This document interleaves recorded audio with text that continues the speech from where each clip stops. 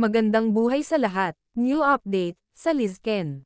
Liza Soberano, habang nasa Pinas, nakibanding din sa kanyang mga kaibigan. Kasama dito, ang kanyang fave glam team na si Renz Pangilinan.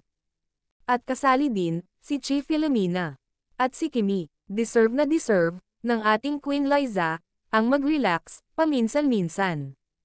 Sa gitna ng kabisihan ng dalaga, hindi niya nakalimutan mag-post ng awareness para sa netizens dahil sa bagyong Uwan.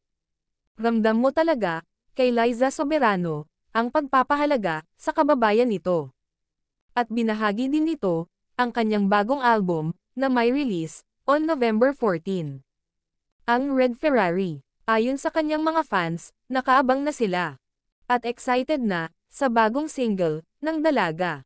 Samantala, spotted din si Enrique Hill kasama si Sir Ranvel Rufino, ang iba pa nilang mga kaibigan. Syempre, deserve din ni Ken ang mag-relax.